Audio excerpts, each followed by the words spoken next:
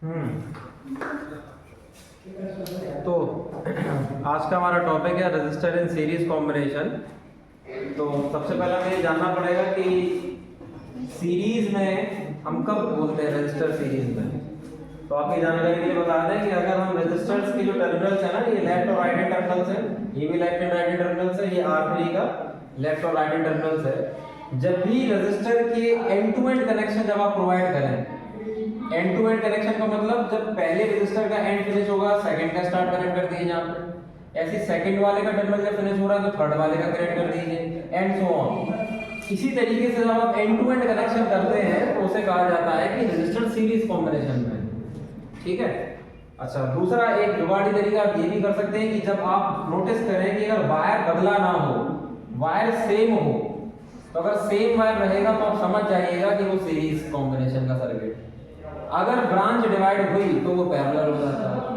तो यहाँ ब्रांच तो डिवाइड नहीं हुई है, यहाँ से लेकर यहाँ तक आप देख सकते हैं एक ही वायर चल रहा है, तो इसी वजह से ये सीरीज में। तो हमें डिराइव करना है कि जब आपका सर्किट सीरीज का हो तो इसका इक्विवेलेंट रेजिस्टेंस क्या निकलेगा, हमें वो डिराइव करना है कैसे आया और क्या आया। तो इसके लिए हमने माना है कि एक सर्किट में 3 रजिस्टर्स हैं जिसका रेजिस्टेंस दे रखा है R1, R2, R3, और वो हमने सीरीज में कनेक्ट कर लिए, जो कि आप डायग्राम में भी देख सकते हैं। अब हम ये जानते हैं कि सीरीज सर्किट में इलेक्ट्रिक करंट कैसा रहता है, सेम। इलेक्ट्रिक करंट कैसा रहता है, क्योंकि जो करंट वायर तो सेम ही है, वायर तो बदला नहीं है, तो जो करंट यहाँ से सप्लाई आ रही है पावर सोर्स से, वही करंट यहाँ R1 में आएगा, वही R2 में आएगा, वही R3 में आ रहा है, एंड बाय रिटर्न बैक वापस। लेकिन पोटेंशियल डिफरेंस जो है वो सीरीज में बदल जाता है। क्यों? रीजन भी है उसका। इसकी डेफिनेशन आपने पढ़ी थी, क्या थी पोटेंशियल डिफरेंस की? It is the amount of work done in carrying unit positive charge carrier from one point two another. यही पढ़ा। गिवन सर्किट में वन पॉइंट टू अनदर जाने के लिए जितना वर्क डन करते हैं वही होता है। तो पहले वाले रजिस्टर के लिए वर्क डन क्या है, यहाँ से लेकर यहाँ तक। ऐसे दूसरे वाले के लिए क्या है, यहाँ से लेकर यहाँ तक। तीसरे वाले के लिए यहाँ से लेकर। तो ये 1.2 अगर जब सभी रो के अलग अलग हैं तो जाहिर सी बात है पोटेंशियल डिफरेंस भी अलग अलग होगा। इसलिए पहले वाले के लिए हमने पोटेंशियल डिफरेंस V1 माना है, सेकंड वाले रेजिस्टेंस के लिए हमने V2 माना है, और थर्ड वाले के लिए माना है V3। इसमें कोई प्रॉब्लम? नेक्स्ट, और हमने कंसीडरेशन भी यही किया है। हमने मान लिया है कि इस सर्किट के अंदर जो करंट फ्लो हो रहा है वो कितना हो रहा है, I, और हमने ये भी मान लिया है कि V1 जो है वो पोटेंशियल डिफरेंस है अक्रॉस R1 के अक्रॉस V1 पोटेंशियल डिफरेंस है। सिमिलरली R2 रेजिस्टेंस के अक्रॉस कितना है, V2। उसी तरीके से R3 के अक्रॉस कितना पोटेंशियल डिफरेंस आ रहा है, V3। और पावर सोर्स का जो अप्लाइड पोटेंशियल है वो कितना है, V, यानी कि ये जो आपने बैटरी सेल जो भी पावर सोर्स प्रोवाइड किया है उसका पोटेंशियल जो है वो हमने क्या माना है, V माना है। क्लियर है? अब हमने मान लिया कि इन तीनों का combined equivalent resultant net effect जो आया है उन तीनों रेजिस्टेंस का वो कितना आया है, ये आया है। और इसको मैंने मान लिया है REQ, सफिक्स में EQ लिखा हुआ है, EQ फॉर इक्विवेलेंट हमने मान लिया है। आप चाहें तो RS भी लेते हैं, कुछ किताबें RS लिख लेती हैं सफिक्स में, S for series. Symbol doesn't matter, आपकी जो इच्छा हो कर सकते हैं। तो मैं यहाँ पर इक्विवेलेंट निकाल रहा हूँ, इसलिए मैंने इक्विवेलेंट का REQ सिंबल ले लिया है। सिंबल डजंट मैटर, आप चाहें तो RS भी ले सकते हैं। तो मैंने मान लिया है कि इन तीनों का जो इक्विवेलेंट आया है रेजिस्टेंस वो कितना आया है, REQ। पावर सोर्स की जगह अभी भी वही पावर सोर्स है V। करंट सप्लाइड जो I थी वो अभी भी क्या है, I है। और ये आपका प्लग की जो अभी फिलहाल ऑन पोजीशन में है। क्लियर है? ये प्लग की है, प्लग की ऑन पोजीशन में। ये अगर नहीं होगा डॉट तो इसका मतलब प्लग की ऑफ पोजीशन में करंट सप्लाई नहीं होगा। चलिए, अब हमने क्या किया, जैसा कि मैंने बताया कि सीरीज कॉम्बिनेशन में इलेक्ट्रिक करंट कैसा रहता है, सेम। पोटेंशियल डिफरेंस कैसा रहता है? जब आप डेरिवेशन करेंगे तो थोड़ी बहुत लैंग्वेज लिखनी पड़ती है। ज्यादातर स्टूडेंट क्या करते हैं कि डेरिवेशन लिखते हैं तो उन्हें लैंग्वेज में बहुत कंफ्यूज करते हैं।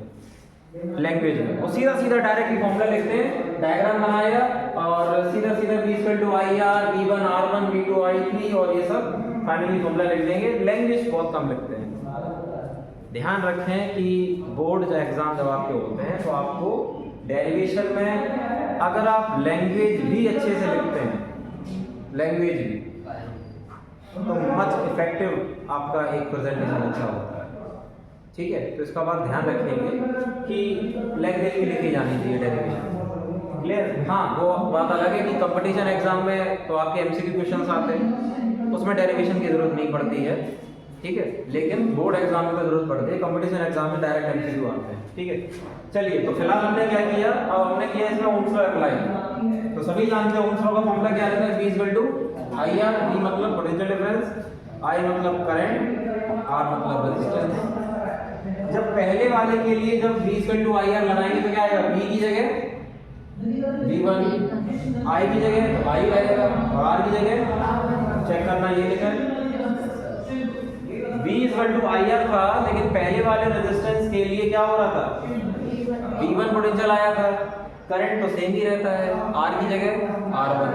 सिमिलरली सेकंड रेजिस्टर के लिए क्या आया, V2 = IR2। ऐसे ही सिमिलरली थर्ड रेजिस्टर के लिए क्या आया, V3 = फाइनली हमने निकाला इक्विवेलेंट सर्किट के लिए। तो इक्विवेलेंट सर्किट के लिए क्या आएगा, V की जगह तो V रहेगा, I की जगह I रहेगा, लेकिन R की जगह क्या आ जाएगा, REQ। तो चेक कर सकते हैं, यहाँ पर यही लिखा हुआ है। ये इक्विवेलेंट सर्किट में हमने ओम्स लॉ लगाया है। क्लियर? अब इस डायग्राम से हमें साफ दिखाई दे रहा है कि जितना पोटेंशियल आपने प्रोवाइड किया है वो इन तीनों के बराबर ही है, इनके ऐड के बराबर। तो मैंने क्या किया, डायग्राम से साफ दिखाई दे रहा है कि V = V1 + V2 + V3 ही आएगा। तो मैंने यहाँ पर डायग्राम से ये फॉर्मूला लिखा, V = V1 +। क्लियर? अब इन चारों के फॉर्मूले आपने ऊपर निकाले ओम्स लॉ के, इन चारों इक्वेशंस की वैल्यू पुट करेंगे आप इसमें। तो V की जगह क्या आएगा, IREQ लिख लिया। ऐसे ही V1, V2 और V3 की वैल्यू ये आई थी, हमने ये भी पुट कर दिया। सभी में आप देख सकते हैं कि क्या सेम आ रहा है, I। इसको बाहर निकालिए, कॉमन आउट कर लेते हैं। जब आप I को कॉमन करेंगे तो क्या बचेगा ब्रैकेट में, R1 + R2 + R3। I से I कैंसिल हुआ, I से I कैंसिल, तो क्या बचा, REQ = R1 + R2 + R3। ये आया फाइनली आपके R इक्विवेलेंट, यानी कि इक्विवेलेंट रेजिस्टेंस का फॉर्मूला, जो बताता है कि इक्विवेलेंट रेजिस्टेंस जो होता है वो डायरेक्टली अलजेब्रिक सम होता है किसके, ऑल इंडिविजुअल रेजिस्टेंस। जितने भी रेजिस्टेंस आप कनेक्ट करते हैं सीरीज में, उन सब का डायरेक्ट अलजेब्रिक सम होता है। यहाँ पर मैंने 3 कनेक्ट किए, अगर आपके 5 कनेक्ट हो जाएं, 10 कनेक्ट हो जाएं, आप उनको डायरेक्ट ऐड करेंगे। क्लियर है बात? इंग्लिश में भी मैंने ये लिख दिया, लैंग्वेज में क्या, equivalent resistance REQ = the algebraic sum of all individual resistance in series combination. Clear है बात? इजी था, इसमें किसी को कोई डाउट? क्लियर है? लिख लीजिए।